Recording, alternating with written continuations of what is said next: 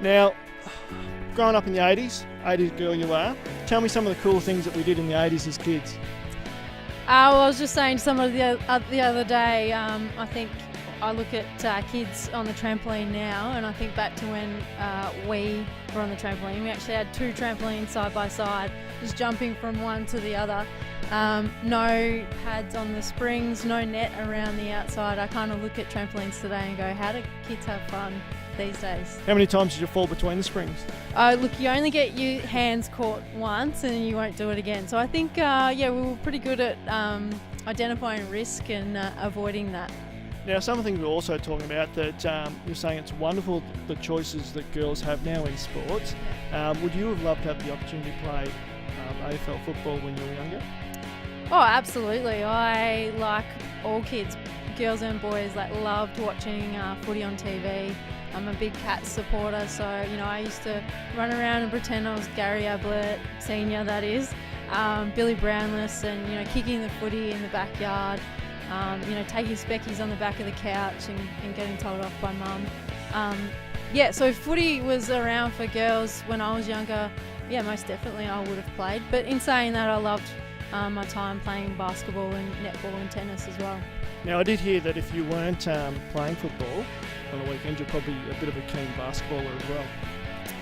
Yeah, well, I guess as I just said, we didn't have footy, so I grew up playing basketball, and I think if I didn't have footy, that's probably my next sport, and I do watch a bit as well.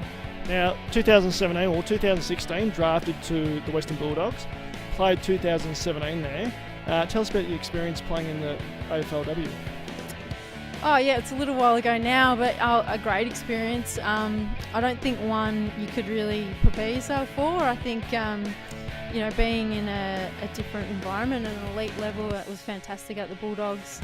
Some of my greatest memories, I think, was that first game and playing in front of about 10,000 people, and the fact that people were excited to be there watching women's footy, and of course meeting new people like Emma was always good, because I guess we'd always played against each other. So to play with the likes of those people and get to know them off the field as well. Now, Corey Enright was a bit of a hero or a crush?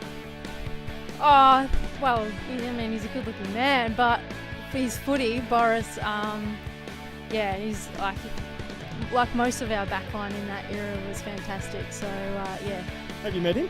No, I haven't. No, not yet, no. But I was pretty stoked that Scarlo was named the other night as well. Well, the other thing I also seen that Bob Murphy, that you sort of inspired to play like as well. Did you have much time to spend with Bob when you were at the Bulldogs? No, I didn't get much opportunity to meet Bob, but I think, like most people, you admire Bob from afar, what he's been able to do, not just on the field, but I guess that ability to kind of bring a team together, which is great. Now, the other thing too was an Echuca girl, country girl. You sort of get on pretty well with Emma Carney. Yeah, well, we were talking about this earlier.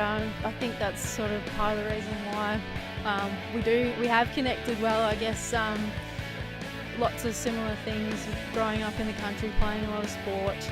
I personally think country people are a little bit different, and in a good way. I think we get along pretty well. So.